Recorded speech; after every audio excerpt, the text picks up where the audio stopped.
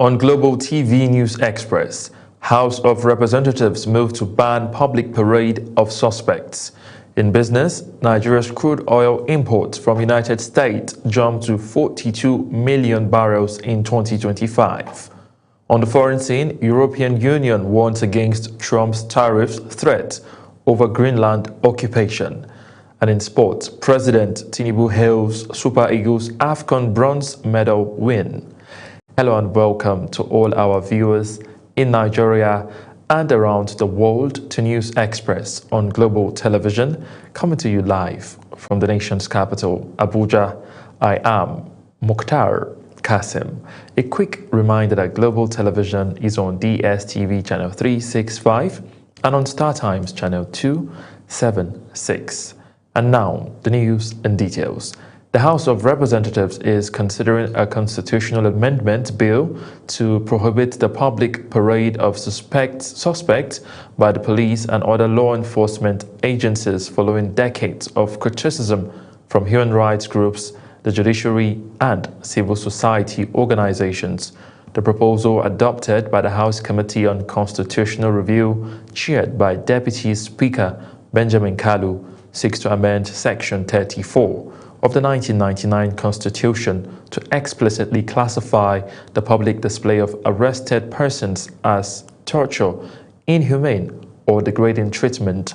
Lawmakers say the amendment is aimed at reinforcing the presumption of innocence, ending the humiliation and psychological harm suffered by suspects, and aligning Nigeria's legal framework with international human rights standards.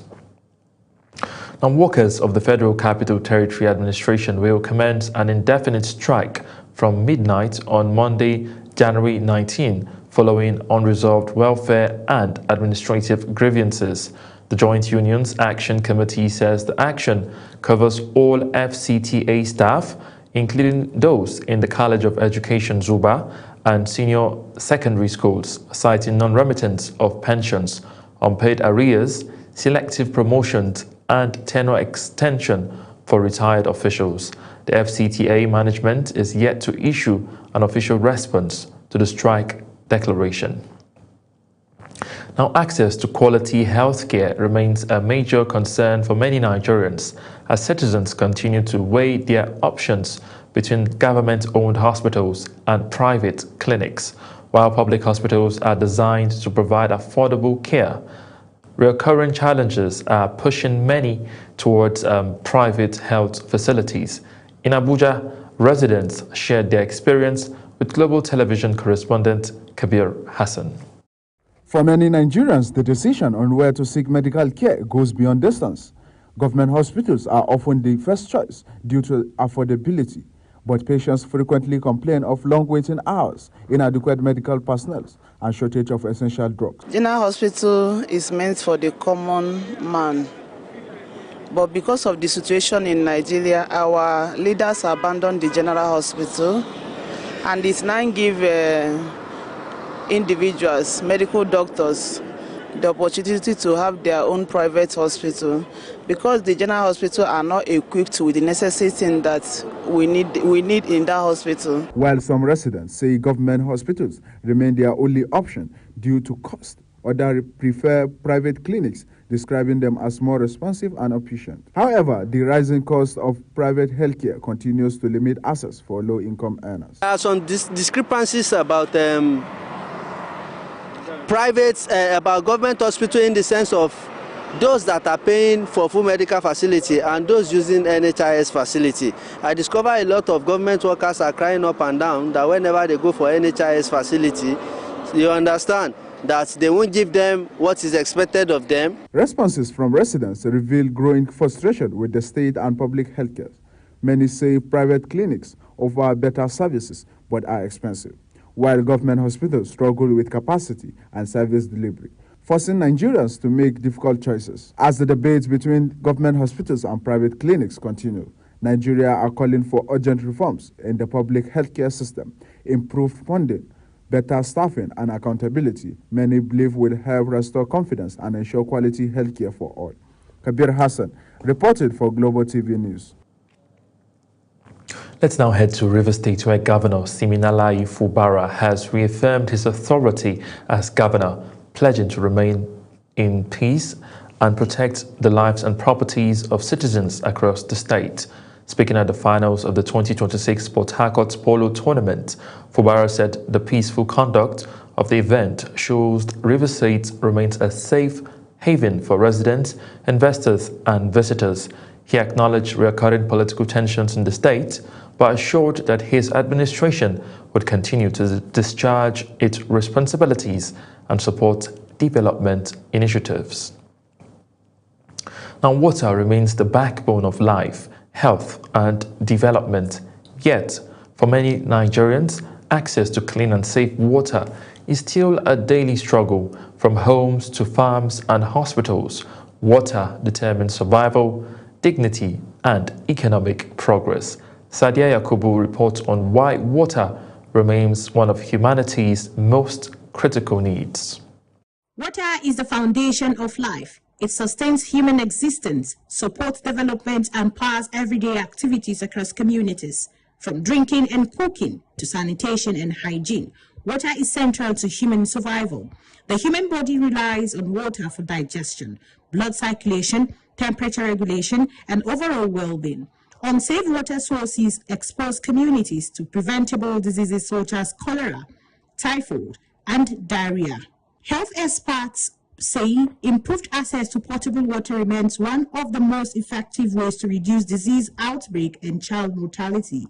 Yeah, water is very important because I don't think there is any human being, even animals, they need water. So you can't survive with water, without water. For many families, steady access to water determines productivity, income, and food security in many rural and semi-urban communities. The burden of water collection falls heavily on women and children. They walk long distance daily in search of water, limiting time for education, work, and personal development. So even though we don't even bother to eat, but try and possible to take water in minutes, in 24 hours, in second minutes, because it's good. It helps your system, it builds your system. So we should learn how to take water more. Experts also want that growing population and climate change are putting increasing pressure on water resources. They emphasize the need for water conservation, improved infrastructure, and responsible use. Protecting water sources today is essential to guarantee availability for future generations. People use water. We drink water, we bath with water, we use it and wash. Then So water is very important. So water is very important. Water is more than a natural resource. It is life, health, dignity, and development. Sadia Yakubu, reporting for Global Television News. The Kano State Police Command has confirmed the killing of a 35-year-old woman, Fatima Abubakar, and her 6 children in Dorai quarters of the Kano metropolis. In a statement signed by the police public relations officer, SP Abdullahi Kiawa, the command said suspected hoodlums attacked the family in the earlier hours of Saturday, January 17. The Kano State government, in a statement signed by the governor's spokesperson, Sanusi Bature, directed the police to immediately fish out the perpetrators. Dorai is one of the areas within the Kano city that has witnessed repeated cases of violence linked to suspected thugs and other criminal elements. Meanwhile, the Kano State Police Command has apprehended 3 suspected masterminds behind the brutal murder of a housewife and her 6 children in Dorai Chiranchi quarters, Kano State. A statement issued by the command said a team of police crack operatives successfully arrested the suspects, namely Umar Awalu, Ishaku Yakubu, and Yakubu Abdulaziz, during a sting operation that lasted hours. The leader of the syndicate, Umar Awalu, a nephew to the deceased housewife, confessed to the crime and also admitted that the same syndicate has carried out a series of gruesome killings and attacks in the recent past, including the killing and burning of 2 housewives at Tudunyola quarters, Kano. The statement added that the recoveries from the suspects include 4 clothes with blood stains, the deceased 2 mobile phones, a cutlass, a club, and some amount of money robbed at the scene, as well as dangerous weapons. The Kano State Police Command commends the efforts of the police officers involved in the operation, members of the public for their prayers, support, and encouragement and cooperation, and assures the public of its commitment to bringing perpetrators of crime to justice. Gunmen have killed a police officer and abducted a Chinese expatriate during an attack on a company facility in the Ogunmakin area of Ibadan, Oyo State. Police say the attackers stormed the premises in a commando-style operation, shooting the officer while repelling the assault. Security agencies have launched a manhunt for the assailants. You're watching the live broadcast of News Express. News Express continues after this weather forecast, plus business, foreign, and sport stories on the other side of this break. Please stay with us.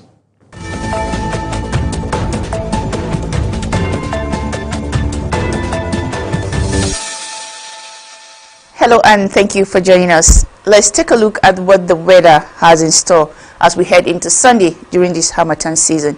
Starting with the northern part of the country, a bit of good news here. We are expecting an improvement in horizontal visibility across most cities. However, if you are in the northwest, you may still notice slight dust haze in the air. Then across the central region, moderate dust haze will persist, with visibility reducing to about 2 to 5 kilometers, especially around parts of the Federal Capital Territory and Minna. Now, turning our attention to the south, we expect a partly cloudy skies in the morning, but keep an eye on the skies later in the day, as there are slim chances of thunderstorms developing over parts of Edo, Oyo, Lagos, Bayelsa, Delta, Rivers, parts of Cross River and Akwa Ibom State. We anticipate an improvement in air quality. However, conditions will remain unhealthy in the northern and north central region, while the southern region is expected to experience air quality levels that are unhealthy for the sensitive groups. For our airline operators and aviation partners, a gentle reminder to always check for the latest weather updates via the NIMET eFlight folder portal. And that's our weather outlook for now. Stay safe, stay informed, and have a great Sunday ahead. I am Akemi Samarda.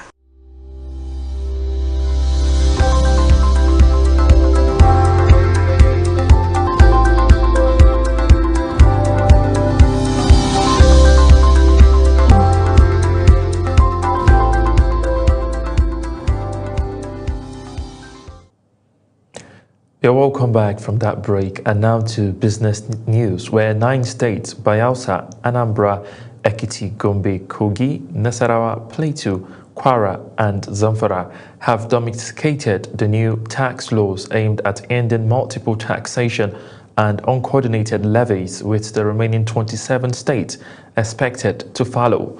The move aligns with the reforms by the Presidential Fiscal Policy and Tax Reforms Committee and the Joint Revenue Board, which developed a model tax harmonization law to curb illegal collection and streamline revenue administration at the state and local government levels. Committee Chairman Taiwo Oyedele said the state-level adoption is critical to tackling multiple taxation, while the JRB described the domestication as a major step towards creating a clearer and more business-friendly fiscal environment.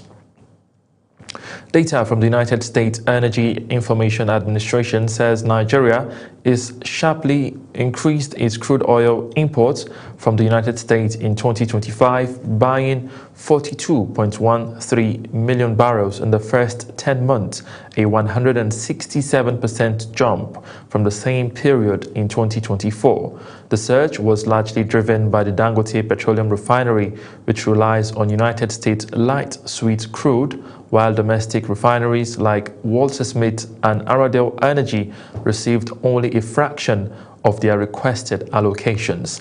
Analysts say the trend highlights Nigeria's growing dependence on imported crude oil, despite being Africa's largest oil producer, and the structural gap in local supply versus refinery demand.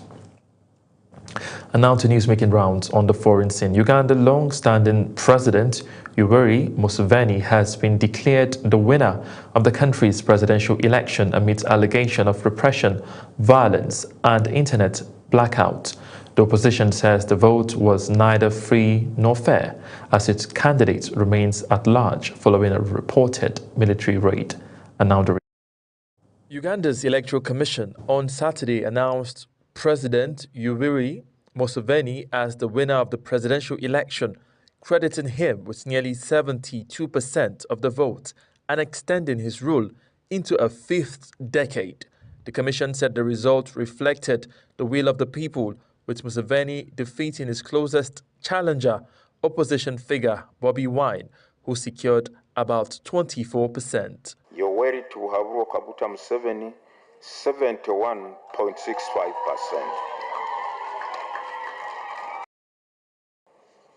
Now, therefore, candidate Yoweri Tuhaburo Kaguta Museveni, having obtained the highest number of votes in the election and the votes cast in his favor being more than 50% of the valid votes cast at the election, the Commission hereby declares the elected president declares candidate Yoweri Tuhaburo Kaguta Museveni the duly elected president of the Republic of Uganda at the presidential elections held on the 15th day of January 2026 for the next 5 years. The announcement followed a tense post-election atmosphere marked by an internet shutdown, heavy security deployment, and reports of violence in parts of the country. Opposition groups allege widespread intimidation and fraud, while Bobi Wine confirmed he had gone into hiding after escaping what he described as a military raid on his home. Museveni's victory comes amidst growing scrutiny of Uganda's democratic space, with critics pointing to constitutional changes, security crackdowns, and restrictions on opposition activity as attention shifts to succession questions and post-election stability. Authorities insist the process was lawful, while opposition figures continue to contest the outcome. Mukhtar Kasim. Meanwhile, Uganda's opposition leader, Bobi Wine, has rejected provisional presidential election results that show President Yoweri Museveni extending his decade-long grip on power. Wine says the process was manipulated under heavy military presence and an internet blackout. Samuel Odi reports. Ugandan opposition candidate Bobi Wine has dismissed the provisional election results announced by Electoral Commission, describing them as a fraudulent and imposed through state repression. This figure placed President Yoweri Museveni far ahead, paving the way for another term that would extend his rule beyond 4 decades. The opposition says the vote took place amid widespread intimidation, an internet shutdown, and restriction on its agents across several polling centers. Security deployments were intensified nationwide as authorities cited the need to maintain order following the election. First and foremost, we reject whatever is being declared by Mr. Byabakama, because those so-called results that they're declaring are fake and they don't in any way reflect what happened at the polling stations. And we demand that the internet be restored and the rightful declaration forms and tally sheets from the districts are uploaded on the internet so that the people of Uganda can see the rightful results in transparency. We also want to call upon the media, which has deliberately ignored what is happening in the country. There are widespread protests across the country, and these widespread arrests and people are being killed. For example, in Butambala, at the house of Honorable Mwanga Chivumbi, 10 people were shot and killed in one house by the police. We want to call upon the people of Uganda to non-violently protest and reject any effort to subvert their voice and demand that the rightful results are announced. Bobi Wine said the results being announced do not reflect the will of the people, alleging that the process was controlled by security forces rather than voters. As the country awaits final confirmation of the results, tension remains high, with opposition figures warning that continued political suppression risks deepening public distrust in Uganda's democratic process. Samuel Odi for Global Television News. Still on the international scene, European Union leaders have warned United States President Donald Trump against his threat to impose tariffs on several European countries over his push to acquire Greenland, describing the move as dangerous for transatlantic relations and global trade stability. EU Commission President Ursula von der Leyen and European Council President Antonio Costa said tariffs could trigger a damaging downward spiral, reaffirming the EU's unity and full solidarity with Denmark and the people of Greenland, while Cyprus convened an emergency meeting of EU ambassadors in Brussels. The warning came after Trump announced plans to impose tariffs of up to 25% on selected European countries from February 1st, a move that German lawmaker Manfred Weber said could jeopardize the EU-US trade deal agreed last year unless the threats are withdrawn.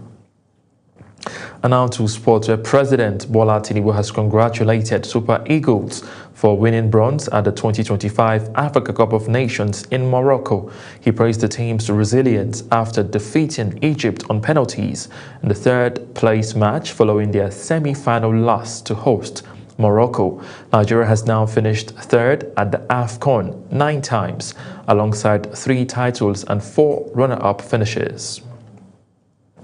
In the meantime, the National Sports Commission (NSC) has commended the Super Eagles after their bronze medal win at the 2025 Africa Cup of Nations, praising Stanley Nwabali's penalty heroics and Ademola Lookman's decisive kick that sealed a 4-2 shootout victory over Egypt. The Commission's chairman, Shehu Diko, and its Director General Bukola Olokbade both highlighted the team's professionalism, unity, and mental strength, noting that their style of play rekindled national pride in Nigerian football. The NSC also thanked President Bola Tinubu for his support of sports and applauded Nigerians at home and abroad for their encouragement. Now, as Global TV News Express comes to an end, here is a recap of our top stories. On Global TV News Express, we brought to you that the House of Representatives is considering a constitutional amendment bill to prohibit the public parade of suspects by police and other law enforcement agencies following the decades of criticism from human rights groups, the judiciary, and civil society organizations. In business, we brought you that data from the United States Energy Information Administration says Nigeria sharply increased its crude oil imports from the United States in 2025, buying 42.13 million barrels in the first 10 months, a 167% jump from the same period in 2024. On the foreign scene, you heard that European Union leaders have warned United States President Donald Trump against his threat to impose tariffs on several European countries over his push to acquire Greenland, describing the move as dangerous for transatlantic relations and global trade stability. In sports, President Bola Tinubu has congratulated the Super Eagles for winning bronze at the 2025 Africa Cup of Nations in Morocco. That's it on News Express. A quick reminder that Global Television is on DSTV channel 365, on StarTimes channel 276. Kindly follow us across all our social media platforms now showing on your screen using at Global TV NG. I am Mukhtar Kasim, saying a very big thank you for watching.